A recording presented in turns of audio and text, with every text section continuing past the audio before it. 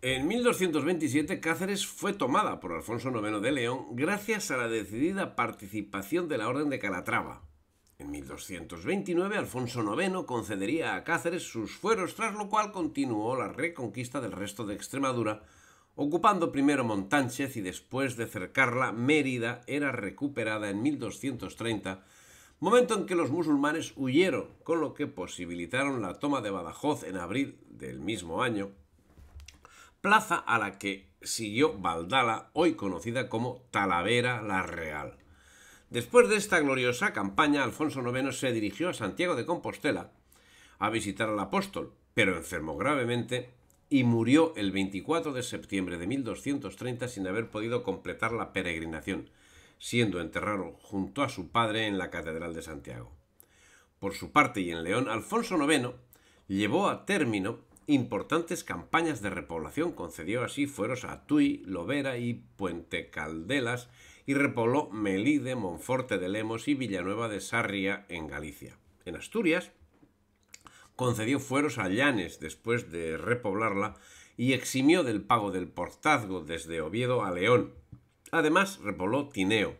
Por último, en León concedió fueros a Carracedelo y a Puebla de Sanabria y repobló Villalpando.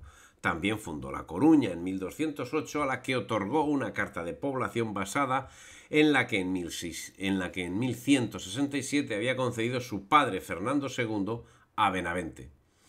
Abriendo un paréntesis en la historia, es de remarcar un hecho que posiblemente haya pasado desapercibido al que vaya escuchando, y es el siguiente: hablamos de Fernando II de León, pero no hablamos de Fernando II de Castilla. Hablamos de Alfonso IX de León, pero no hablamos de Alfonso IX de Castilla. Hablamos de Alfonso VIII de Castilla, pero no hablamos de Alfonso VIII de León. Y es que un pacto dinástico permitía que el ordinal utilizado fuese de aplicación en los dos reinos. Cerramos el paréntesis y seguimos con lo relatado.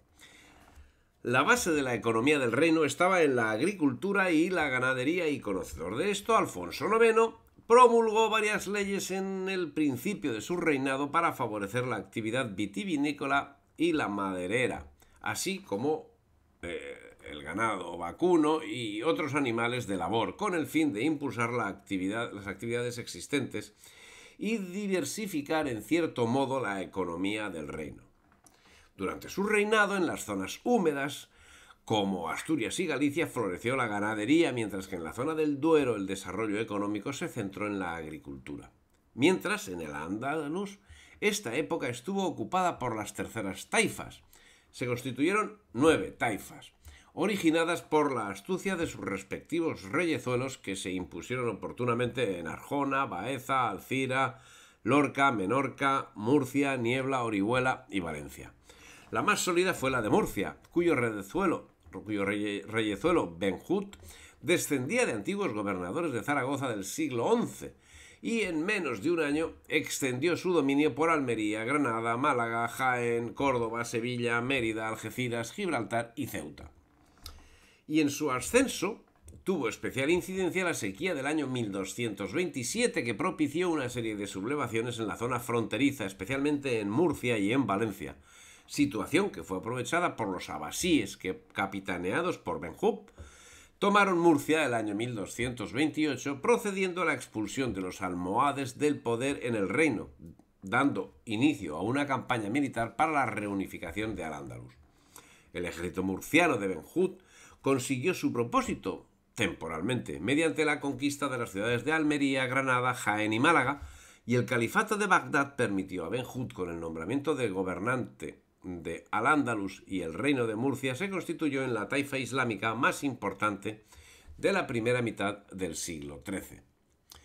Evidentemente, la sequía jugó en esta ocasión en beneficio de España y en perjuicio, en primer lugar, de las taifas más débiles. Así, ese 1228, los almorávides acabaron con las taifas de Alcira, Denia y Játiva, que habían existido desde 1224, o sea, 4 añitos de supervivencia. Pero finalmente la taifa de Granada subsistió al empuje en principio victorioso de Benhud, como subsistió en Guadix, Baza, Jaén, Málaga y Almería, que reconocieron como sultán a Ben Nasir, que a su vez se proclamó vasallo de Córdoba. El avance de España significaba movimiento en el Al-Ándalus. Ben Nasir se enfrentó en Marrakech contra el sultán Al-Mamun, de quien era sobrino, lo que ocasionó nuevos levantamientos, persecuciones y ejecuciones, y finalmente la huida de Ben Nasir en mayo de 1230. Pero la aventura de Ben Nasir se alargaría 7 años más al frente de partidas que se enfrentaron a Al-Mamun, que había sido reconocido por todas las provincias de Al-Ándalus, por Tánger y por Ceuta, mientras Marrakech reconocía como emir a Yahya Ben Nasir. Al-Mamun acabaría con la vida de su sobrino el año 1237 y, entre tanto, y ante los ataques de la piratería mallorquina, los mercaderes de Barcelona, Tarragona y Tortosa ofrecieron sus navíos al rey don Jaime para la conquista de Mallorca, que fue acometida con caballeros del condado de Barcelona y una pequeña aportación de caballeros aragoneses, quienes se mostraban más interesados en la toma de Valencia. Así, el 13 de septiembre de 1229 se produjo la victoria de la batalla de Portopí y la posterior represalia de los moros sobre cristianos indefensos en Palma. La represalia de las tropas españolas llevó a unos núcleos de resistencia en Sierra Tramontana que duraron hasta el año 1232, estamos hablando de 3 años, y al exilio o la esclavitud a los moros supervivientes. Jaime I añadía a sus títulos el de rey de Mallorca. En Mallorca solo unos 50.000 moros consiguen quedarse inicialmente en régimen de capitulación. Se produjo una colonización masiva de la isla con catalanes, al menos la mitad de los repobladores, sobre todo del Ampurdán y del Rosellón. Languedocianos, un cuarto del total, italianos, más o menos el 13%, y grupos menores de aragoneses y navarros. La gloria no culminó con la toma de Menorca, si bien por el Tratado de Capdepera, firmado el año 1231, los menorquines aceptaron el vasallaje. El territorio balear, junto a los condados de Rosellón y Cerdaña, la ciudad de Montpellier y los señoríos de Homeladés y Carladés, sería entregado en herencia a su segundo hijo, iniciándose así un periodo de tensión interna que concluiría con su anexión a la corona de Aragón el año 1343 por parte de Pedro IV el Ceremonioso.